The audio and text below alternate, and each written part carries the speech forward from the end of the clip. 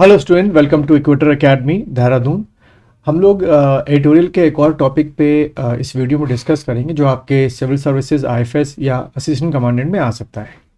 ये टॉपिक है, जैसे कि आप हेडिंग देख रहे हैं, ऊपर लिखा हुआ है इंडियाज़ SDG यानी कि sustainable development goal focus and it's human development issue. तो यानी कि ये दो अलग अलग आपके टॉपिक्स हैं या सब्जेक्ट्स हैं, उनको कंपेयर किया गया है, मर्ज किया गया है, बताया गया है कहाँ पर क्या चीज़ चल रही है। तो देखें, यहाँ पर सबसे पहला जो मैंने अंडरलाइन किया है, सितंबर 23 में न्यू दिल्ली में आपके क्या हुई थी, G20 की सबमिट हुई थी। और हम जानते हैं कि हमारे भारत के अलग अलग रीजन्स में ये सबमिट्स आपकी हुई थी, which resolve to accelerate the full and effective implementation of UN agenda 2030 for sustainable development. तो यहाँ पर आपका क्या समझ में आ रहा है आपको कि एक UN एजेंडा 2030 को भी आपको पढ़ना पड़ेगा। वो किस चीज़ के लिए बनाया गया है? UN agenda 2030 for sustainable development. Sustainable development वाला जो कॉन्सेप्ट है वो आप कई सालों से सुनते आ रहे हैं, और मोटे मोटे तौर से सस्टेनेबल डेवलपमेंट का कंक्लूजन क्या होता है कि जो भी आपके नेचुरल रिसोर्सेज हैं उनको इस तरीके से क्या करना, कंज्यूम करना कि फ्यूचर के लिए, फ्यूचर जो जनरेशन है उसके लिए वो बचा रहे। ठीक है।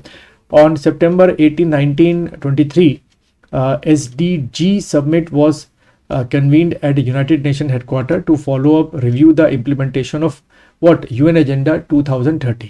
कि भाई जो ये आपके सस्टेनेबल डेवलपमेंट के जो ये 17 गोल्स हैं वो किस कंट्री ने कितने हद तक जो है उसको पूरा किया है, किस स्टेज तक वो लोग पहुंचे हैं। उसके बाद अगर आप देखें अगला क्या जो अंडरलाइन किया हुआ है, A summit of future took place on September 24 at UN headquarters to build up SDG submit 23। कि जो 23 में सबमिट SDG के ऊपर हुआ था, कॉन्फ्रेंस हुई थी, डिस्कशंस हुआ था, जो भी आपके आउटकम्स हैं फर्दर उसको और उसमें क्या इम्प्रूवमेंट हुआ, जो एक साल के अंदर जो टारगेट रखा गया, क्या वो टारगेट कंट्रीज पूरा कर पाई हैं कि नहीं कर पाई हैं। अब यहाँ पर अगले पैसेज में क्या है, इन this context examine India's progress in human development since 1990 की बात कर रहे हैं।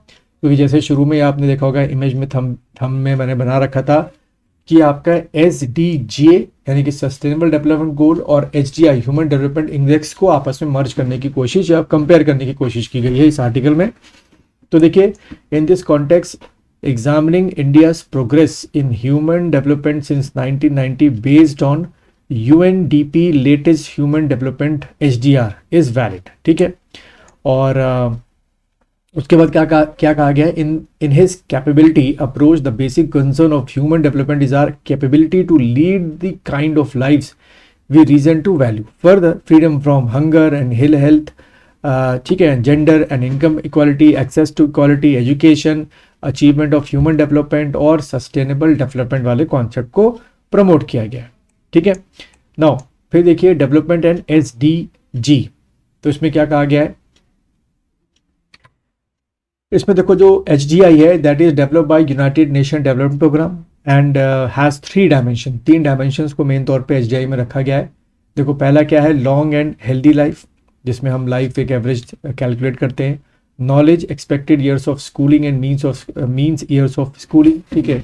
तो नॉलेज में मेन तौर पे स्कूलिंग, एफिशिएंसी स्कूलिंग ऑफ भी को भी समझा जाता है इसमें कि कितनी एफिशिएंसी स्कूलिंग रही है। उसके बाद डिसेंट स्टैंडर्ड ऑफ लिविंग यानी कि इनकम पर कैपिटा। तो इनकम पर कैपिटा डिसाइड करता है कि आपकी डिसेंट स्टैंडर्ड ऑफ लिविंग क्या हो सकती है। All 3 dimensions are much related to some of the SDG। यहीं पे देखो ये आपस में कंपेयर किया गया है कि HDI के जो 3 आपके डायमेंशंस हैं वही आपके SDG के भी गोल्स हैं। जो आपके टोटल 17 गोल है उसमें से भी गोल वही चीज़ मैच करती है। जैसे कि some of them SD3 good health, यहाँ पर भी वही कही गई है।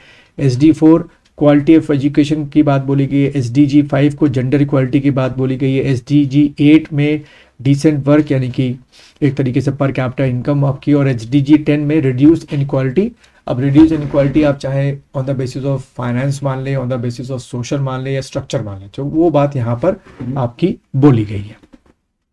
फिर उसके बाद अगर हम आगे देखें तो यहाँ पर है कि आपका जो HDR 23-24 places India in the medium human development category with a human development index HDI value जो है वो 0.644 रखी गई है।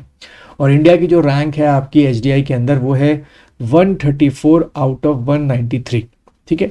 और अगर नेबरिंग कंट्री से आप कंपेयर यहाँ पे कराया गया तो उसमें हमसे अच्छी रैंकिंग जो है अगर आप देखें तो मलेशिया की है, थाईलैंड, श्रीलंका, इंडोनेशिया, भूटान और बांग्लादेश। पर इसके कई रीजनल और लोकल फैक्टर्स भी हैं।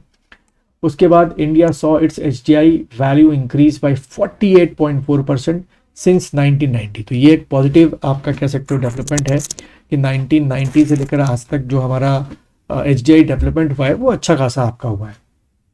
फिर उसके बाद as for HDI ranking during 1522 India improve by 4 ranks.